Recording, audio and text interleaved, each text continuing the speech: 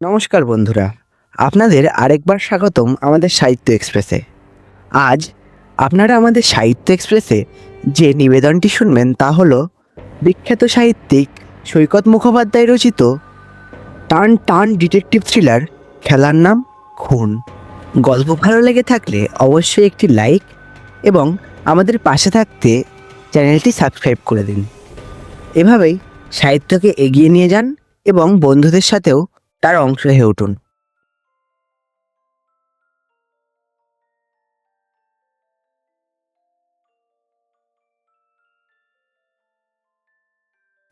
অজিত বর্মনের ঘরের মধ্যে বোমা উঠেছে, ছিন্ন ভিন্ন হয়ে গেছে অজিত বর্মনের শরীর।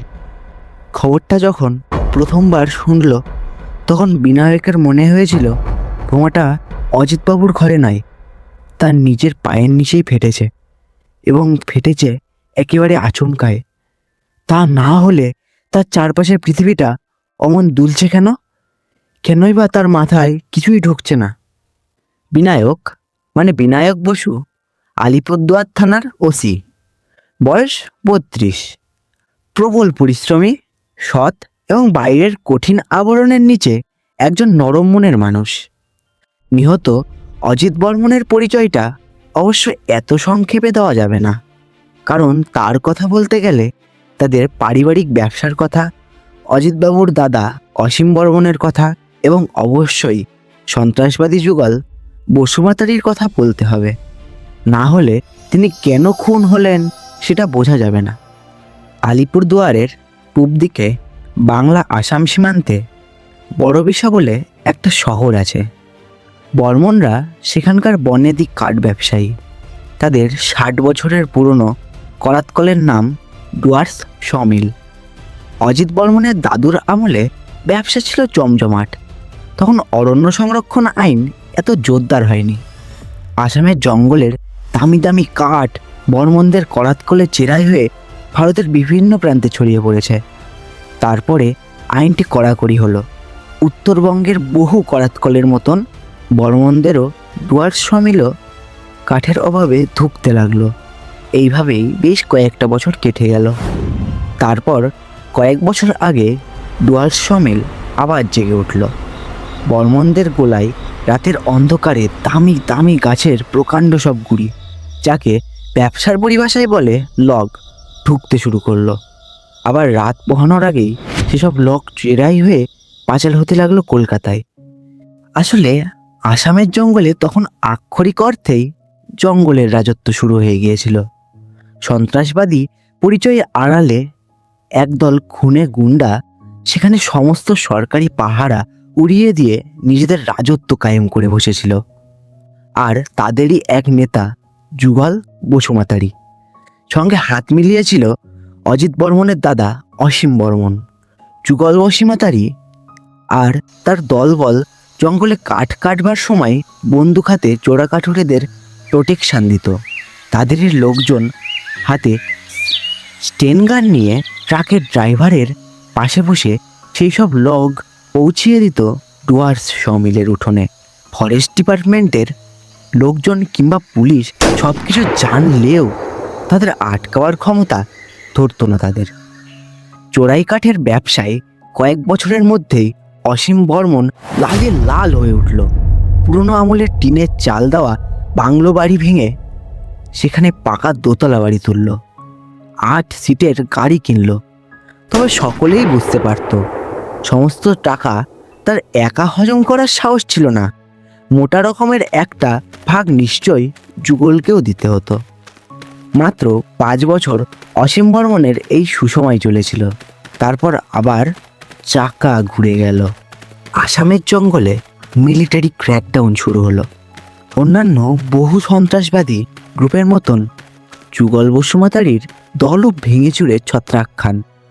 ফলে অসীম বর্মনের কাঠের ব্যবসাও আবার শুকিয়ে গেল। এই পুরো সময়টাতেই অজিত বর্মনের ভূমিকা ছিল নিছক দর্শকের। অজিত এবং অসীম দুই ভাইয়ের চরিত্রে আকাশ পাতাল তফাৎ। অজিত বর্মন যখন জন্মেছিলেন তখন তাদের ব্যবসায় খুবই দুরবস্থা। ফলে তিনি ব্যবসায় ঢোকার কথা ভাবেননি কখনো।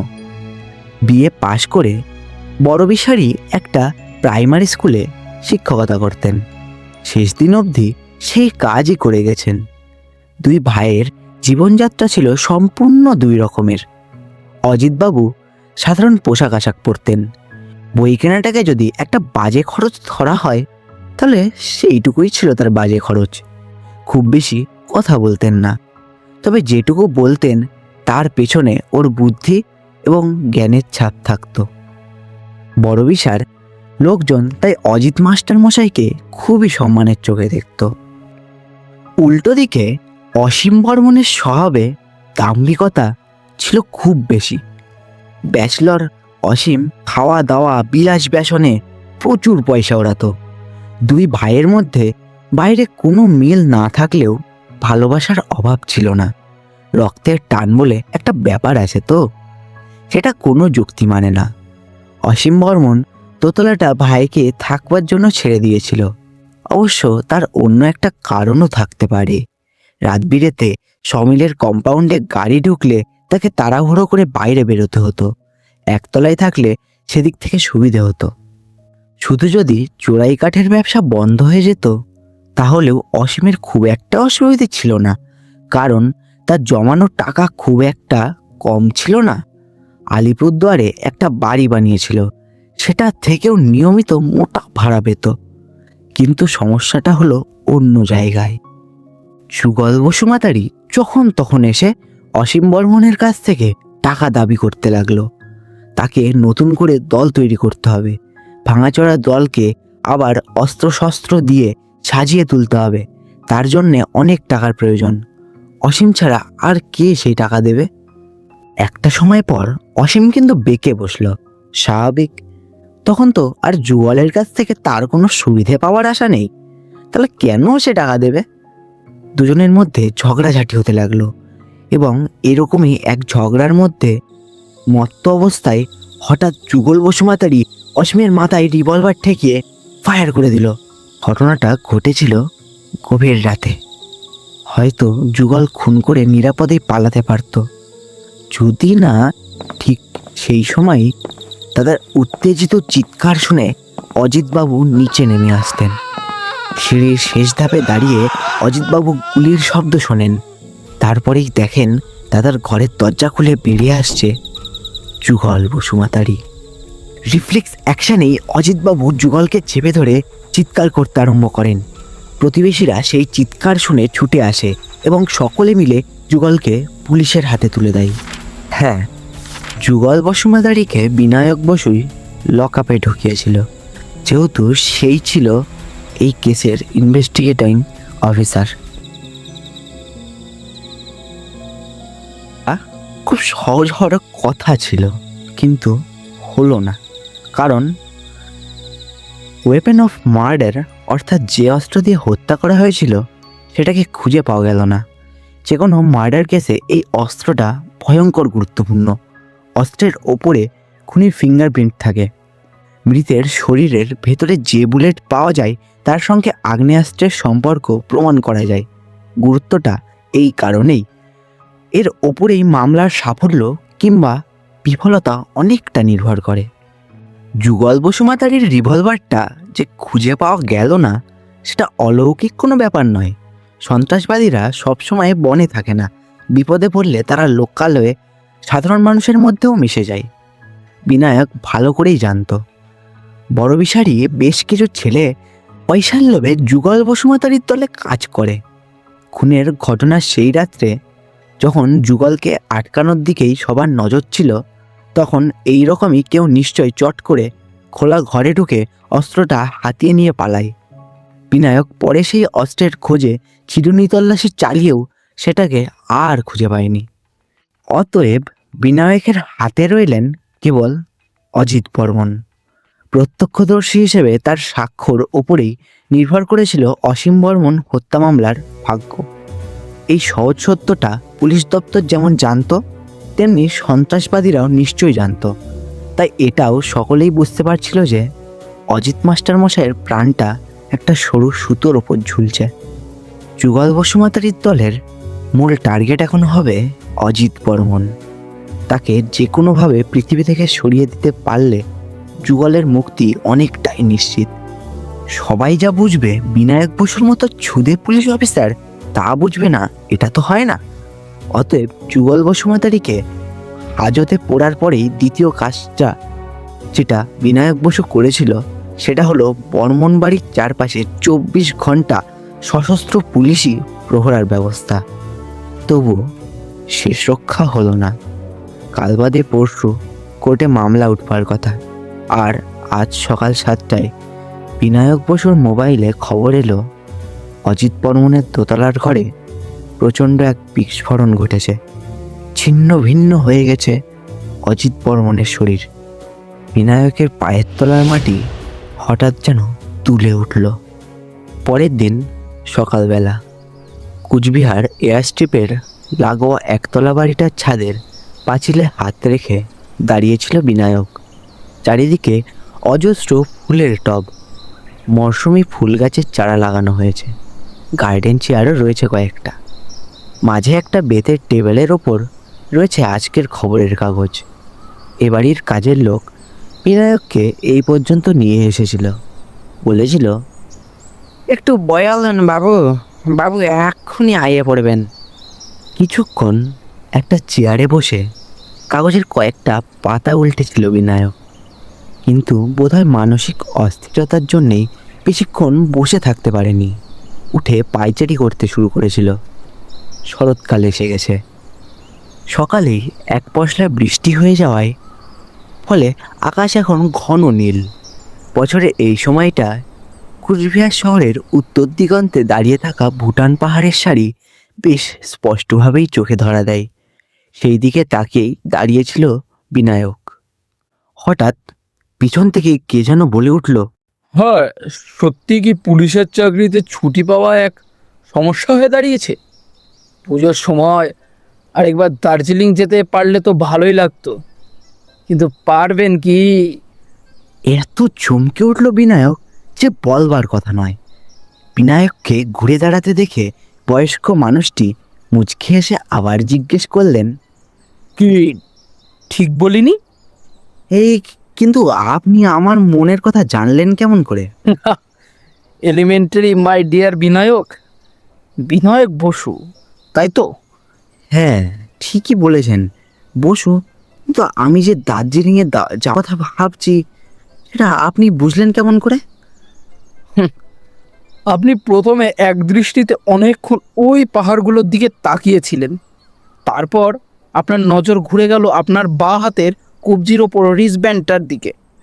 ইয়াকবোন মানে চমড়ি গাইয়ের হাড় দিয়ে বানানো তান্ত্রিক মোটিভ আঁকা ওই রিস্টব্যান্ডগুলো দার্জিলিং মালের পাশে হাবিব মাল্লিকের দোকানে ছাড়া আর কোথাও পাওয়া যায় না। রিস্টব্যান্ডটার দিকে তাকিয়ে আপনি নিশ্চয়ই গতবারের ট্যুরটার কথাই ভাবছিলেন, কারণ আপনার মুখে একটা তৃপ্তির হাসি ফুটে উঠেছিল। আপনার আপনার কি মনে পড়ছে তারপরে কি হয়েছিল? আপনি বলুন। আপনি এগিয়ে গিয়ে টেবিলে রাখা এই ডিস্ক ক্যালেন্ডারটার দিকে ঝুঁকে পড়েছিলেন।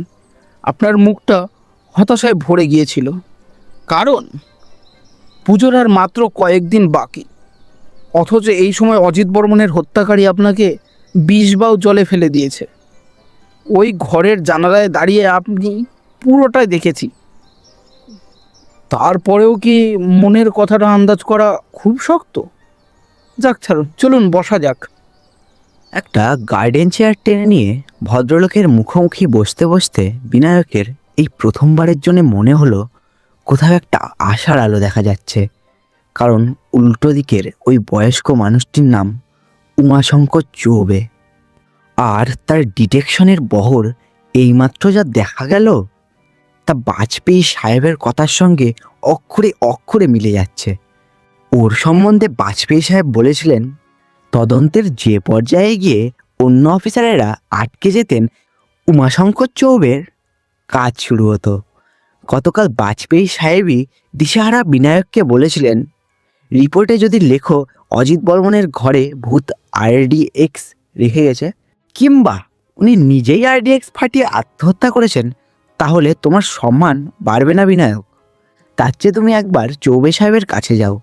উনিও পুলিশ সার্ভিসেই ছিলেন, গত বছরেই অ্যাডিশনাল এসপি হিসেবে রিটায়ার করেছেন। হয়তো উনি তোমাকে একটা রাস্তা দেখাতে পারবেন। আমি ফোনে ওকে তোমার কথা বলে রাখছি। সেই মতোই এখানে এসেছে বিনায়ক। ইতিমধ্যে কাজের লোকটি 2 কাপ চা আর স্ন্যাক্স রেখে গিয়েছিল। ইশারায় বিনায়ককে চা পান করতে বলে চৌবে সাহেব সরাসরি কাজের কথায় চলে এলেন। বললেন, মিস্টার বাজপেয়ীর কাছ থেকে মোটামুটি পুরো ঘটনাটাই শুনেছি, তবে আপনার কাছ থেকে কয়েকটা ডিটেলস জানতে চাই। আপনি প্রশ্ন করুন স্যার, আমি রেডি, উত্তর দিচ্ছি। উমাশঙ্কর চৌবে প্রথমেই প্রশ্ন করলেন, তা দোতলায় অজিতবাবুর সঙ্গে আর কে কে থাকতেন? ওর স্ত্রী আর মেয়ে। তা তারা নিশ্চয়ই বোমা রাখবেন না। একটু সন্দেহর জায়গা রেখেই যেন বললেন তিনি। বিনায়কের মনে পড়ল গোয়েন্দা গল্পের প্রথম সূত্র কাউকে সন্দেহের ঊর্ধ্বে রাখা নয়। সে উত্তর দিল, না স্যার, হ্যাপি ফ্যামিলি। তাছাড়া মেয়েটার বয়স মাত্র 12 বছর। অজিতবাবু একটু দেরি করেই বিয়ে করেছিলেন। ওকে, এই কদিন ওরা কেউই বাড়ির বাইরে বেরোয়নি শুনলাম। ঠিক তাই, ওর যা কিছু প্রয়োজন সেই সবই আমার লোকেরাই এনে দিয়েছে, বুঝলেন। ওর স্কুল এবং ওর মেয়ের স্কুল 2 জায়গাতেই ছুটি চলছিল, সেটাও একটা সুবিধা ছিল। বাড়ির ভেতরে ঢোকেনি কেউ, তাই তো? একমাত্র কাজের মেয়ে বেনু। বেনু 10 বছর বাড়িতে কাজ করছে, বুঝলেন। ওর ব্যাকগ্রাউন্ড আমরা খুব ভালো করেই চেক করেছি, ওকে সন্দেহ করা যায় না। বাড়ির একতলায় কারা থাকেন? অজিতবাবুর দাদা অসীমবাবু অবিবাহিতই ছিলেন। উনি গ্রাউন্ড ফ্লোরে একাই থাকতেন। এই মুহূর্তে তাই একতলাটা ফাঁকাই পড়ে আছে, আন্ডার লক অ্যান্ড কি। তাহলে বাকি থাকছে লুকিয়ে ঢোকার সম্ভাবনা। সেটা অসম্ভব স্যার। 24 ঘন্টা পালা করে 6 জন আর্ম পুলিশ ওই বাড়ি ঘিরে রেখেছিল। বাড়ির দরজা 2টো, একটা সামনে আর একটা পেছনে। 2 দরজার সামনেই পুলিশ সেটিং করেছিল। তো আপনার লোকগুলোকে আশা করি সন্দেহের ঊর্ধ্বে রাখা যায়। Absolutely, they were hand picker. পুরো ব্যাটালিয়নের মধ্যে একদম বাছাই করে ওদের নিয়ে এসেছিলাম, বুঝলেন। বাড়ির সামনে বারান্দা রয়েছে? আছে, ওই রাস্তার ওপরেই খোলা বারান্দা যেমন থাকে। একটু ইতস্তত করেই বিনায়ক যোগ করলো, আপনি কি সন্দেহ করছেন স্যার? আমি না বুঝতে পারছি, বলবো। মানে আপনি বলছেন কেউ যদি কেউ যদি রাস্তা থেকে বোমাটা ছুঁড়ে থাকে, তাই তো স্যার? কিন্তু সেক্ষেত্রেও 2টো ব্যাপার রয়েছে। এক, ওই রাস্তাটা খুবই নির্জন থাকে, আর গেটের কাছে যে গার্ড থাকতো তার চোখ এড়িয়ে কেউ ওখান থেকে কিছু ছুঁড়ে দিতে পালাতে পারবে তা মনে হয় হতে পারে না। আর 2, বোমাটা বারান্দায় ফাটেনি, ফেটে অজিতবাবুর ঘরে, যে ঘরে বসে উনি পড়াশোনা করতেন, ঠিক সেইখানে। রাস্তা থেকে সে ঘর দেখাই যায় না। আইসি। উমাশঙ্কর চৌবে কিছুক্ষণ মাথা নিচু করে কি যেন ভাবলেন, তারপর বিনায়ককে জিজ্ঞেস করলেন, তো ঘটনাটা কখন ঘটেছিল? ওই সকাল 7:30 নাগাদ। ফরেন্সিক কি বলছে? শুধু আইডিএক্সটুকুই বলতে পারছে। আপনি তো জানেনই, ছোট ঘরে আইডিএক্স এক্সপ্লোশন মানে আর সবকিছু ধোয়া হয়ে যায় না। ঠিক, ঘন্টায় প্রায় 7000 মাইল। স্যার? উমাশঙ্কর চৌবের কথাটা ঠিক ধরতে না পেরে বিনায়ক বসু তার মুখের দিকে তাকালো। ডোনেশনের শক ওয়েভের কথা বলছিলাম, 7000 মাইল পার আওয়ার। আর কোনো সূত্রই খুঁজে না পাওয়ারই কথা। অদ্ভুত জিনিসই আরডিএক্স, বুঝলে। এমনিতে লোহা পাথরের মতো স্টেবল, অথচ মোমের মতো নমনীয়। হাতুড়ি মারুন, ছুঁড়ে ফেলুন, দোমরান, মোচড়ান, বিস্কুটের মতো ফালি করুন, ইচ্ছে মতো শেপ দিন, কিছু হবে না। কিন্তু কোনোভাবে যদি তার ডেটোনেটরের ভেতরে একটি স্পার্ক দেন, তখন এই নিরীহ জিনিসটি আজকের পৃথিবীর সবচেয়ে শক্তিশালী মৃত্যুদূত। কথাটা বলে কেমন অদ্ভুতভাবে যেন হেসে উঠলেন চৌবে সাহেব। তবে হাসিটা পর মুহূর্তেই মুছে গেল। উনি 2 হাতের মধ্যে চিবুক রেখে গভীর চিন্তার মধ্যে ডুবে গেলেন। বেশ কিছুটা সময় কেটে যাওয়ার পরে উমাশঙ্কর চৌবে হঠাৎ মুখ তুলে বললেন, ও অজিত বর্মনের সারা দিনের রুটিনটা সম্বন্ধে কিছু বলতে পারবেন? কেন পারবো না? উনি বরাবরই ঘুম থেকে উঠতেন ওই সকাল 6টায়। আগে বাড়ির সামনে রাস্তায় ঘন্টাখানেক হাঁটতেন, কিন্তু গৃহবন্দী হয়ে যাওয়ার পর আর সেটা পারতেন না, মানে আমরাই আর কি দিতাম না। তার বদলে ছাদে কিছু ওই ফ্রি হ্যান্ড এক্সারসাইজ করে 7টার সময় স্ত্রী আর মেয়ের সঙ্গে চা খেতেন। 7:30টায় চলে যেতেন নিজের পড়ার ঘরে। সেখানে বসে ওই নিউজ পেপারে চোখ বোলাতেন, আর অন্যান্য বই পড়ার থাকলে কিংবা স্কুলের খেলাটা দেখা থাকলে ওই ঘরে বসেই দেখতেন। স্কুল খোলা থাকলে ওই 9:30টায় বেরিয়ে স্নান খাওয়া করে স্কুলে যেতেন, আর স্কুল থেকে ফিরে একটু টিভি দেখতেন, তারপর ওই সাধারণত নিউজ চ্যানেলগুলোই দেখতেন, তারপর আবার ওই বই পড়া। 11টায় বই পড়েই শুয়ে পড়তেন। এই ঘটনার দিনও তিনি এই একই রুটিন মেনে এগোচ্ছিলেন, কিন্তু 7টায় চা খেয়ে 7:30টায় পড়ার ঘরে ঢুকেছিলেন, আর তারপরেই ওই হলো, আর প্রচণ্ড শব্দে বোমাটা ফাটলো, আর তারপরেই তো পার্সেল বোমার ব্যাপারটা নিশ্চয়ই ভেবেছেন। মানে ধরুন যদি পার্সেল কোনো বই টই এসে থাকে যার মধ্যে বোমাটা লুকোনো ছিল। হ্যাঁ স্যার, প্রথমেই সেই সম্ভাবনার কথা ভেবেছিলাম, কিন্তু ওই গত 7 দিনে পার্সেল কেন, কোনো রকম চিঠি আসেনি। এলে আমার লোকেরা জানতে পারত।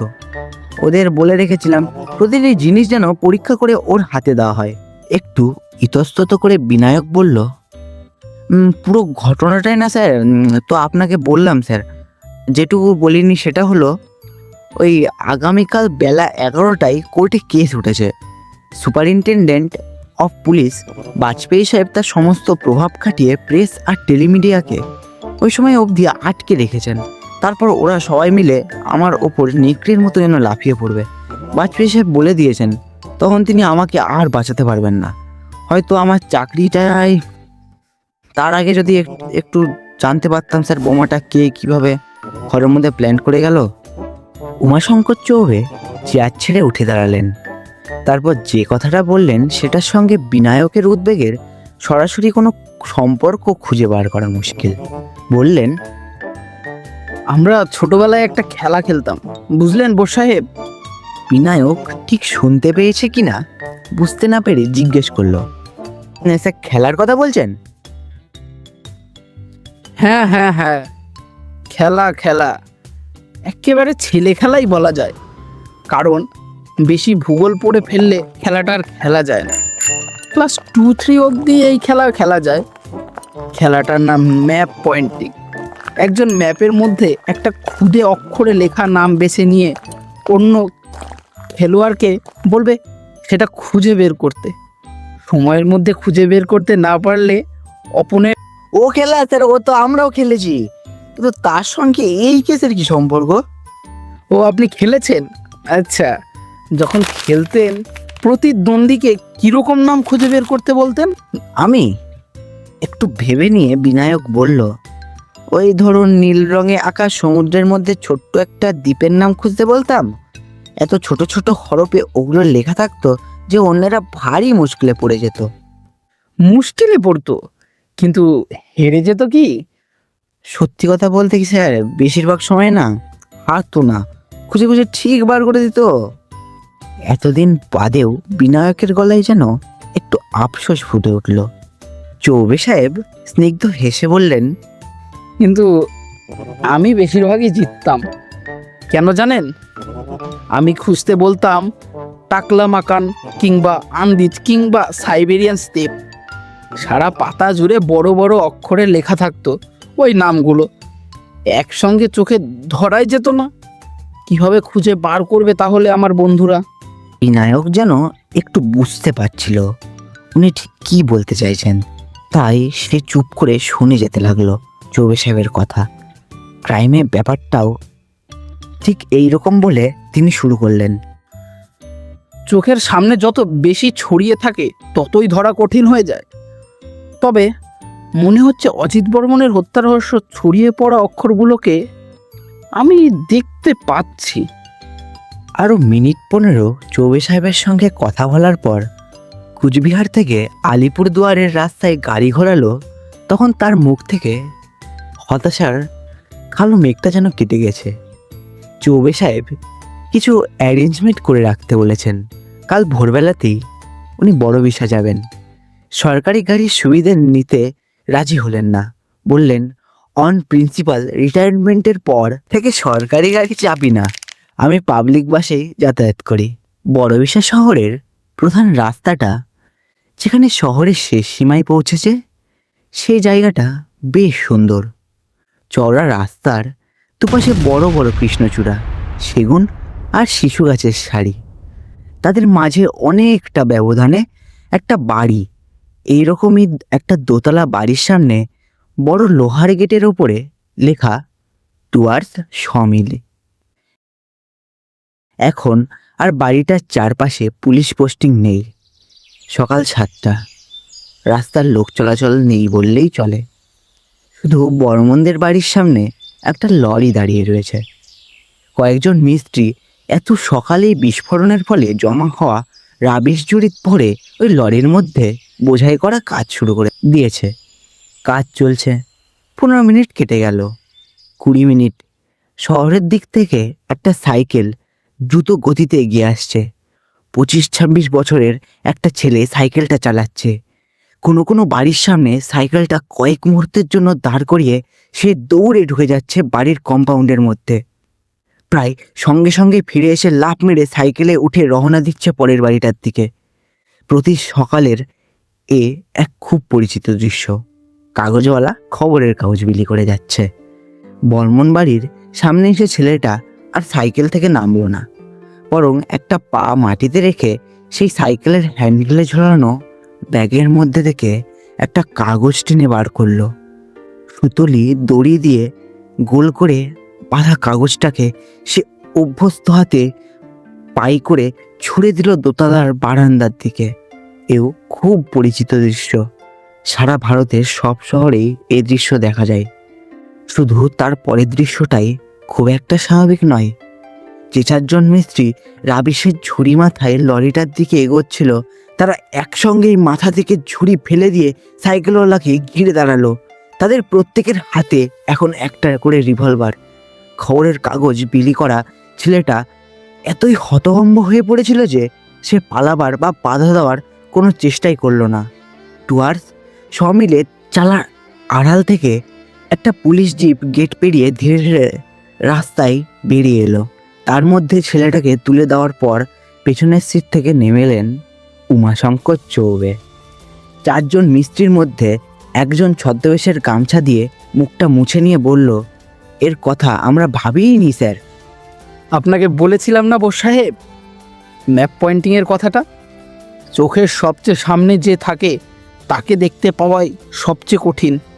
মজা দেখুন, আপনি আমাকেই অজিত বর্মনের প্রতিদিনের কাগজ পড়ার অভ্যাসের কথাটা বলেছিলেন, অথচ সেই কাগজের মধ্যেই যে আরডিএক্স থাকতে পারে এটা আপনি ভেবে দেখেননি। সত্যি মজার। বিনায়ক বলল, এখন পুরো ঘটনাটাই যেন চোখের সামনে দেখতে পাচ্ছি স্যার। অজিত বর্মন বারান্দা থেকে প্রতিদিনের মতো কাগজের মোড়কটা কুড়িয়ে নিলেন। ওজনের নিশ্চয়ই সামান্য হেরফের হয়েছিল, তবে আজকাল তো মাঝে মাঝেই কাগজের সঙ্গে সাপ্লিমেন্ট 8-10 পাতা বাড়তি থাকে, কাজেই ও নিয়ে তার মনে কোনো সন্দেহ জাগেনি।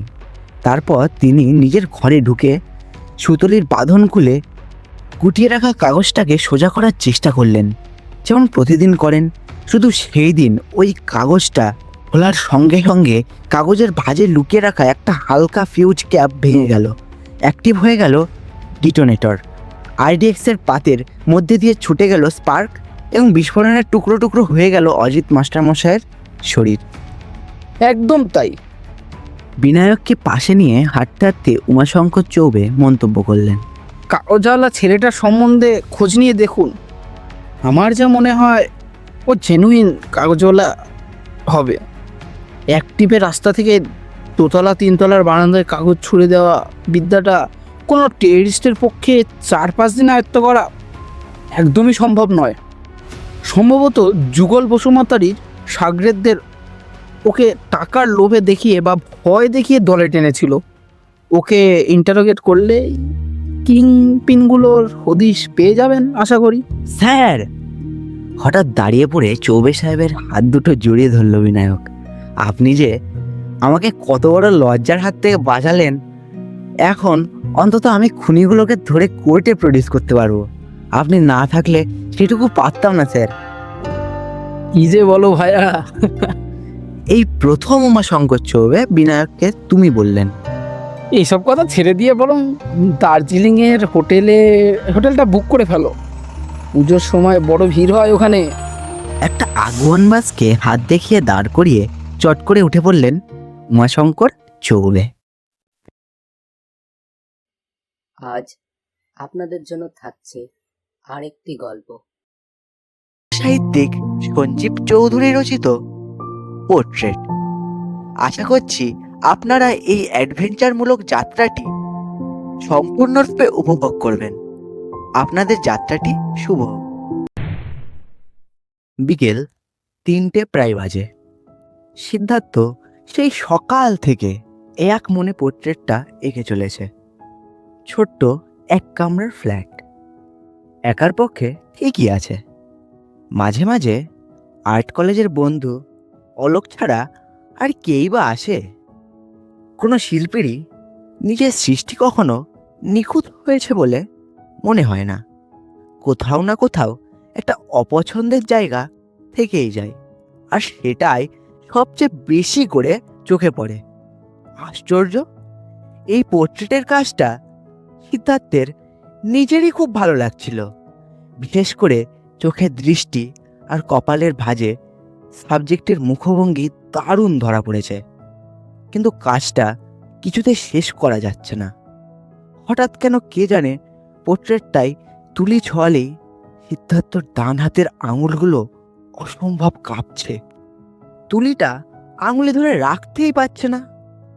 বারবার চেষ্টা করেও যখন কাজটা কিছুতেই শেষ করা গেল না, সিদ্ধার্থ অসহায়ের মতো রংমাখা তুলিগুলো জলে ডুবিয়ে চুপ করে স্টুলের উপর বসে রইল। দু একবার মনে হলো পোর্ট্রেটটার দিকে তাকালে মনের ভিতরে কেমন যেন একটা আক্রোশ জন্মাচ্ছে। মনে হচ্ছে ছবিটাকে এক তুলির টানে নষ্ট করে দেয়। এরকম ভয়ঙ্কর অনুভূতি তো আগে কখনো হয়নি। সিদ্ধার্থর হঠাৎ খুবই ভয় লাগলো। ক্যানভাসটা এখনো পুরোপুরি শুকোয়নি। সাবধানে ইজেল থেকে নামিয়ে বেডরুমের খাটের নিচের অন্ধকারে রেখে আসতেই দেখলো কাঁপুনিটা অনেকটা কমেছে। সিদ্ধার্থ শুনেছে পার্কিনসন্স ডিজিজ বলে নাকি একটা নার্ভের অসুখ আছে। সচেতন হয়ে কোনো কাজ করতে গেলেই হাত কাঁপে, কিন্তু সে রোগ তো সারে না। তাহলে কি ওর ছবি আঁকার এখানেই ইতি? মেঝেতে পড়ে থাকা রঙের টিউব আর তুলিগুলো যেন করুণ চোখে ওর দিকে তাকিয়ে বিদায় জানাচ্ছে। এত বছর পর আজ আর্ট কলেজের রবিন স্যারকে মনে পড়ল। ফাইনাল ইয়ারে ফিগার ড্রয়িংয়ের ক্লাস চলছে। একজন বৃদ্ধকে সামান্য পারিশ্রমিকের বদলে বসিয়ে রবিন স্যার লোকটার শরীরের ভাঁজ নিয়ে ক্যানভাসে ছিনিমিনি খেলছেন। রবিন স্যারের অ্যানাটমির জ্ঞান ছিল অসাধারণ। সিদ্ধার্থ ওর ক্যানভাসে বৃদ্ধের মুখভঙ্গি আর ভলিউমটা প্রায় পুঙ্খানুপুঙ্খভাবে ধরতে পারলেও শরীরের বাকি অংশের ভাঁজ মোটেই দাঁড় করাতে পারেনি। রবিন স্যার ছাত্রদের কাজ দেখতে দেখতে সিদ্ধার্থর পাশে এসে দাঁড়ালেন। ক্যানভাসটা হাতে নিয়েই বললেন, না না, অ্যানাটমিটা তোমার দ্বারা হবে না। তুমি বরং পোর্ট্রেট নিয়ে খেলো, ওটাই তোমার জন্য ঠিক আছে। স্যারের এই অপ্রিয় কথাটাই সিদ্ধার্থ সেদিন কষ্ট পেয়েছিল খুব।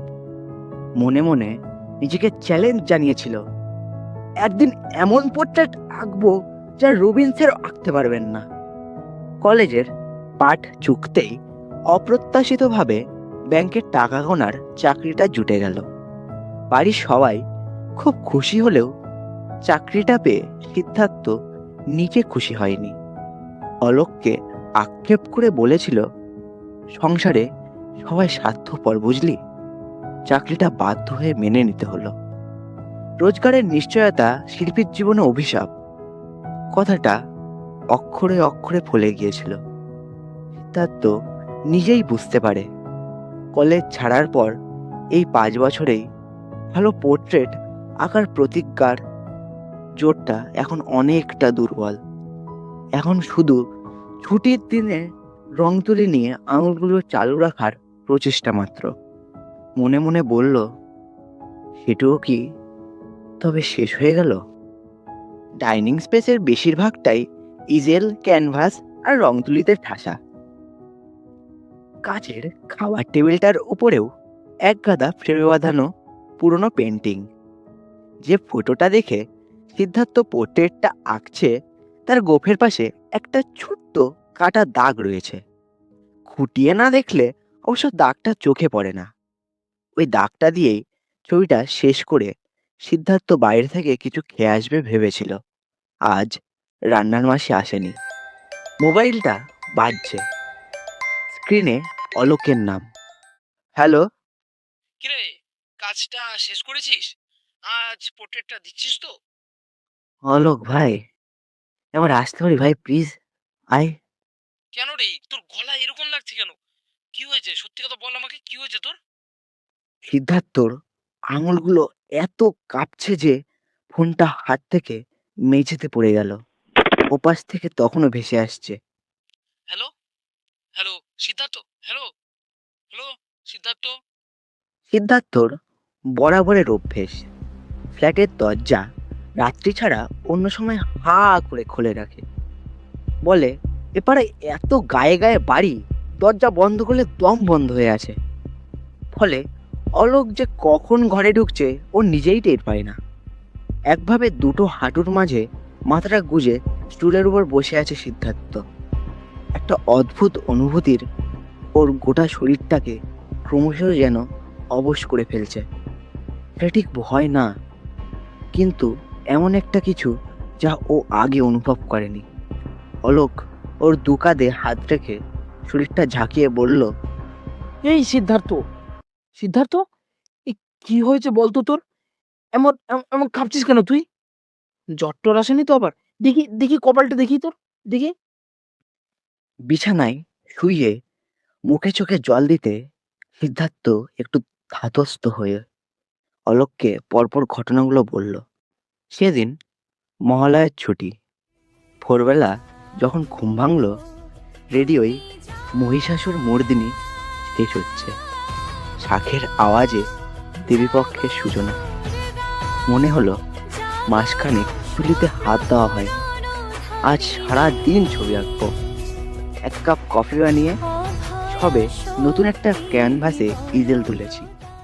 পাশের বাড়ির ওই যে কাচের জানালাটা দেখছিস, ওখান থেকে একটা ঠক ঠক আওয়াজ।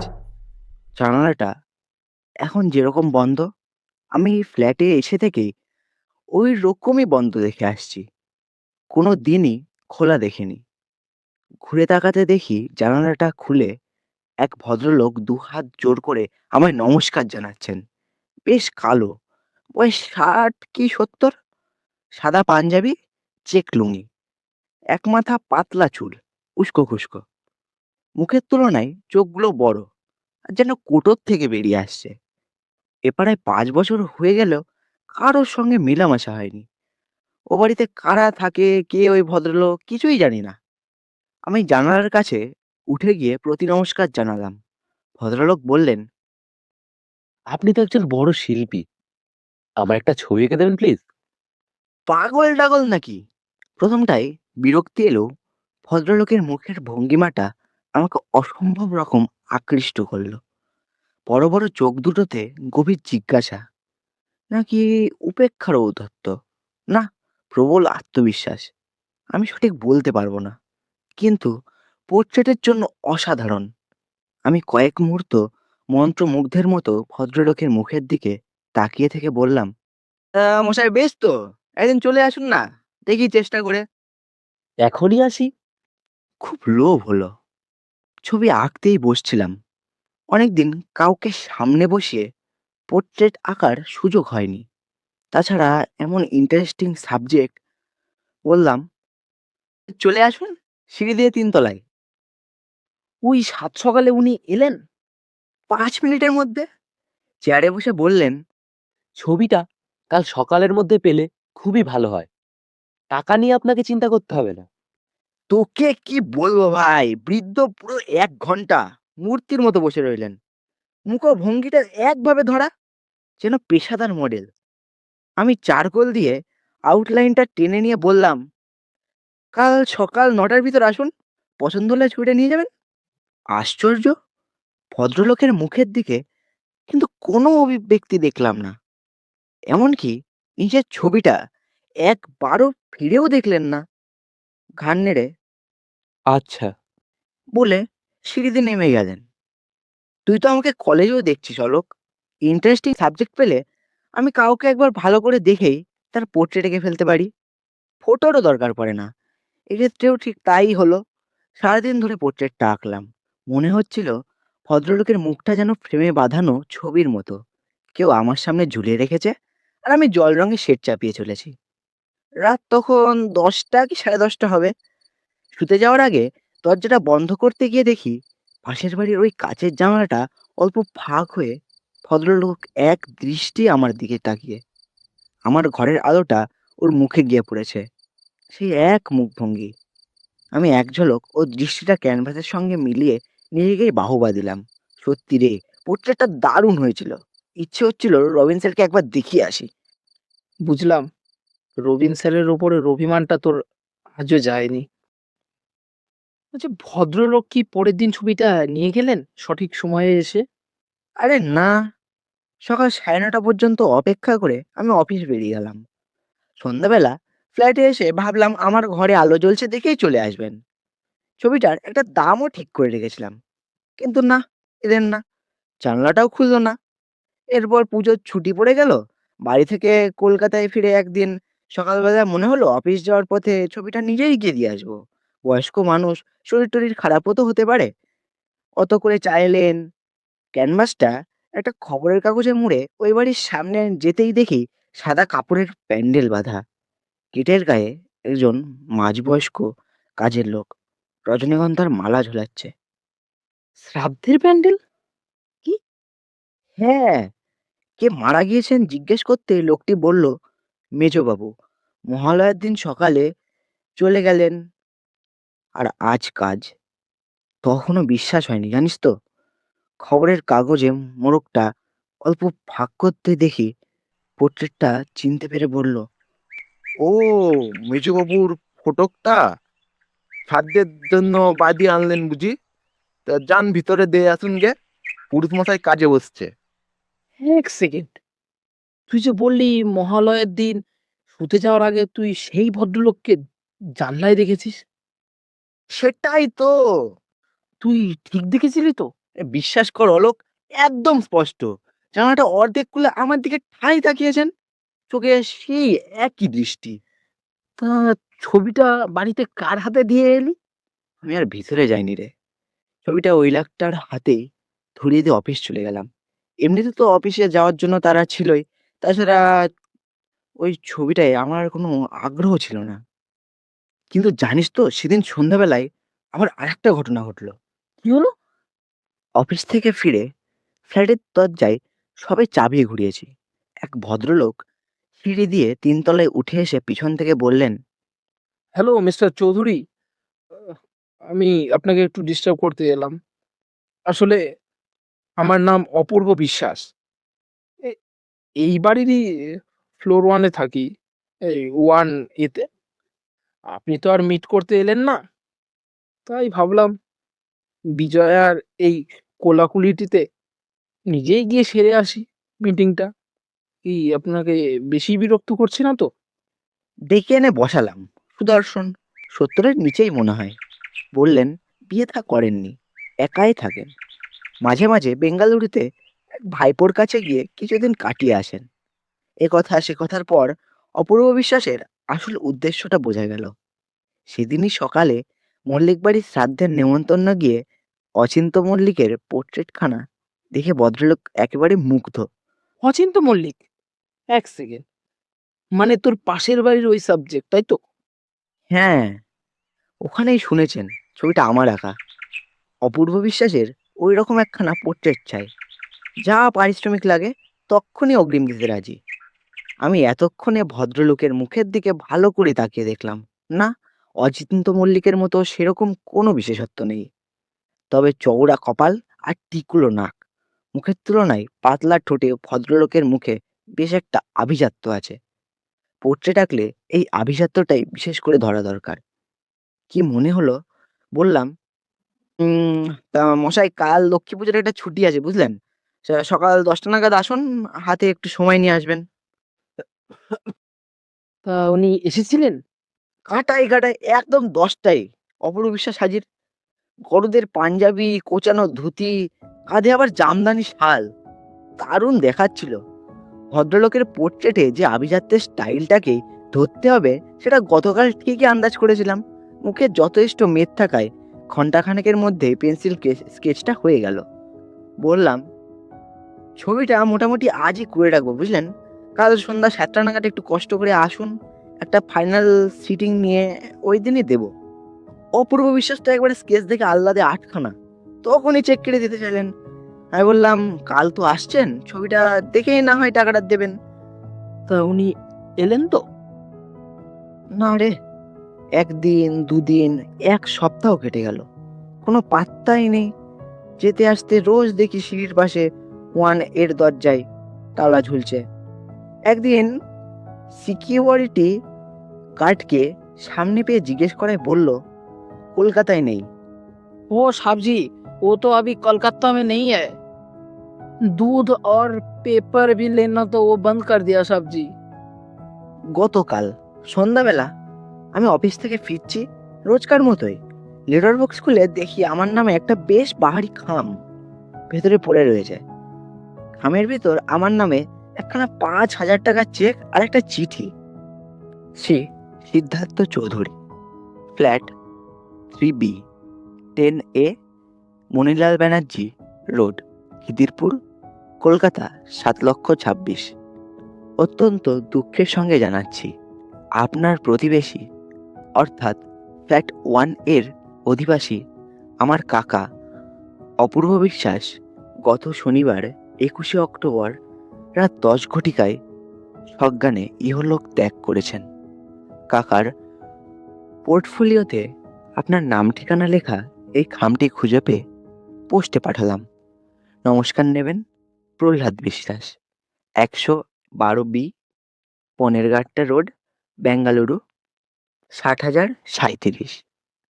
অপূর্ব বিশ্বাস তোর কাছে ছবির সিটিং দিয়েছিলেন লক্ষ্মী পুজোর দিন সকালে, তাই তো?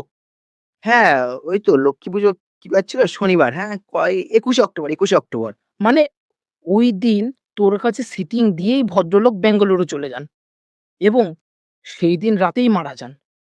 অথচ আমাকে বেঙ্গালুরু যাওয়ার কথা সকালে কিছুই বলেননি। ভাব, পরদিন সন্ধেবেলা এসে ছবিটা নিয়ে যাওয়ার কথা। স্ট্রেঞ্জ, ওর পোর্ট্রেটটা কোথায় দেখি তাহলে? ওই বেডরুমে খাটের তলায় ঢুকিয়ে রেখেছি। কেন? খাটের তলায় কেন রেখেছিস? না মানে এমনি পোর্ট্রেটটায় চোখ পড়লে কেমন একটা লাগছিল বুঝলি।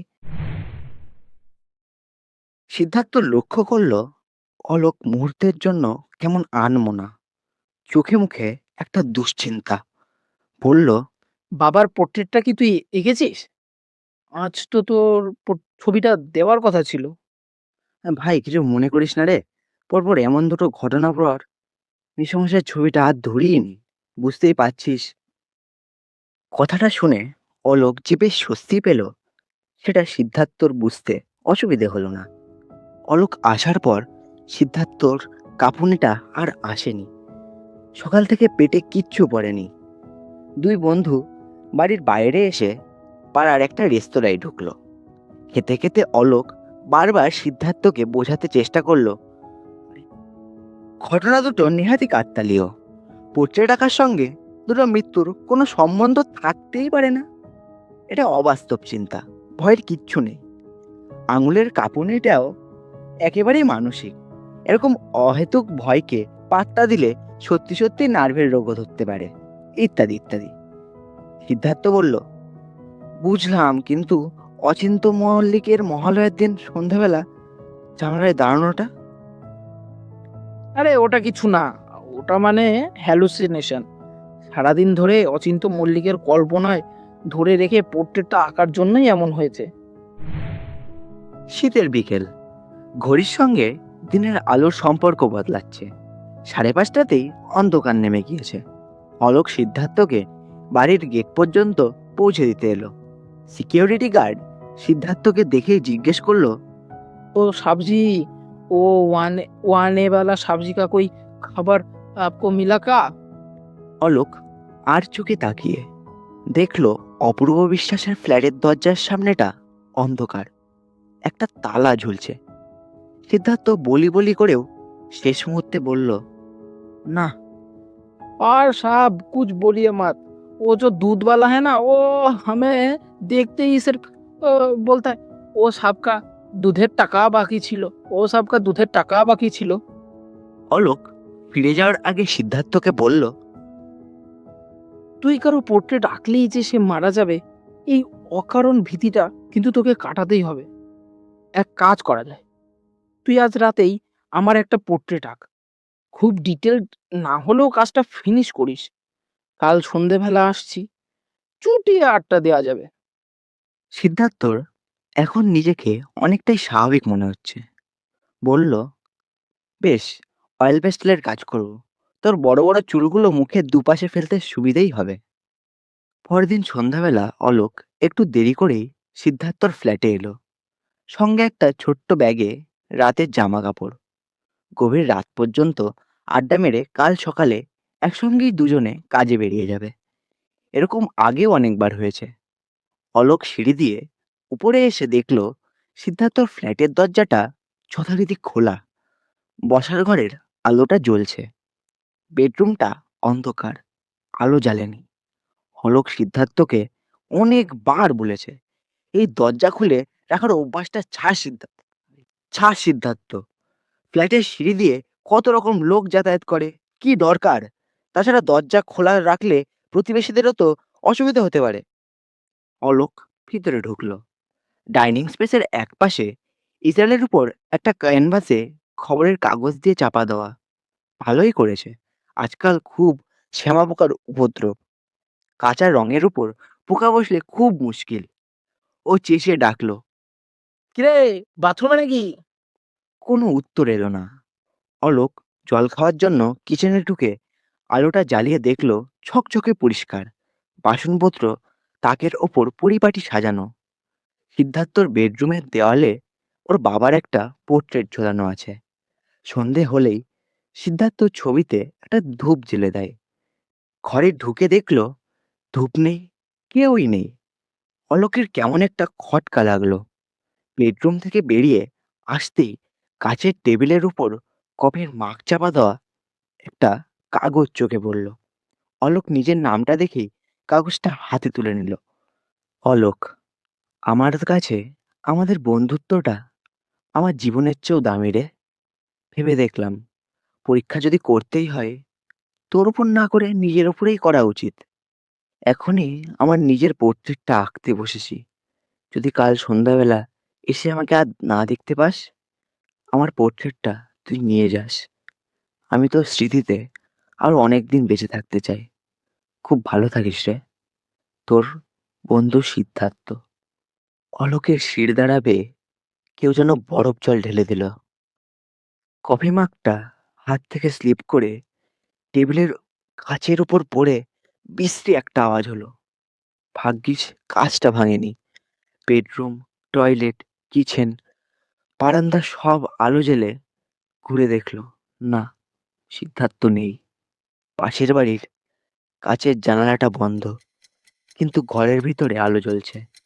অলোকের একবার যেন মনে হলো কাছের সারসির ওপাশে কারো একটা ঘন কালো ছায়া, কেউ যেন কাচের গায়ে দাঁড়িয়ে আছে। কি মনে হতে বেডরুমে ঢুকে নিচু হয়ে খাটের তলাটা দেখতে গিয়ে দেখে অন্ধকারে পাশাপাশি দুখানা ক্যানভাস মাটিতে পড়ে। প্রথমটা বের করে আনতেই বুঝলো এটা অপূর্ব বিশ্বাসের পোর্ট্রেট। জল রঙে অসাধারণ কাজ। দ্বিতীয় ক্যানভাসটা বের করে আনতেই অলোকের হাত পা অবশ হয়ে গেল। পোর্ট্রেটটা এত জীবন্ত যেন মনে হচ্ছে ওর বাবার সামনে দাঁড়িয়ে আছেন। কোনো কিছু ভাবার আগেই অলোকের মনে হলো এক্ষুনি বাড়িতে একটা ফোন করা দরকার। ততক্ষণে অলোকের বুক পকেটের ফোনটা বাজতে শুরু করে দিয়েছে। মা ফোন করেছেন। মা, বাবা কোথায় মা? কি হলো রে? ওরকম হাঁপাচ্ছিস কেন? আগে বলো, বাবা কোথায়? বাবা কেমন আছেন? আরে, এরকম পাগলের মতো করছিস কেন রে? বাবা তো বাইরের ঘরে ছাত্র পড়াচ্ছেন। আজ বুধবার না? অলোকের মনে হলো ও যেন মহাকাশ থেকে এই মাত্র পৃথিবীর মাটিতে নেমে এলো। ওদিকে মা সমানে, হ্যালো, হ্যালো করে যাচ্ছেন। হ্যাঁ, বলো মা। বলছিলাম, তোর ওই বন্ধু কি বাবার ছবিটা এঁকেছে? কাল তাহলে নিয়ে আসিস, হ্যাঁ? বাবার জন্মদিনে ওটা একটা দারুণ সারপ্রাইজ হবে, না বল? দেখিস যদি ও দিতে পারে। আচ্ছা, ছাড়ছি, হ্যাঁ মা। অলোকের এতক্ষণে আত্মবিশ্বাসটা কিছুটা ফিরতে সিদ্ধার্থর চিন্তাটাও ফিরে এসেছে। ইজেলের উপর ক্যানভাস চাপা দেওয়া খবরের কাগজটা সরাতেই সিদ্ধার্থর পোর্ট্রেটটা যেন ঘরের মধ্যে আলো জ্বেলে দিল। কি জীবন্ত হয়েছে কাজটা, অনবদ্য। সিদ্ধার্থর হাসিটা যেন অলোকের দিকেই বলছে, কিরে, হেরে গেলি? তোকে ফাঁকি দিয়ে গেলাম তো। কিরে, আরে কখন এলি রে? কাজটা কেমন হয়েছে বল? তোদের রবিন স্যার পারবে তো এরম পোর্ট্রেট? অলোক অনেকক্ষণ পর এই প্রথম একটা নিঃশ্বাস নিল। এই কোথায় গিয়েছিলি বলতো তুই? আবার দরজাটা হা করে খুলে রেখে চলে গেছিস। তোর এই বদ অভ্যাসটা কোনোদিনও যাবে না, না? আরে রান্নার মাসি তো আজ আসেনি, ভাইরাল ফিভার হয়েছে, তাই আমাদের ওই ডিনারটা নিয়ে এলাম। তা খাবি তো বস?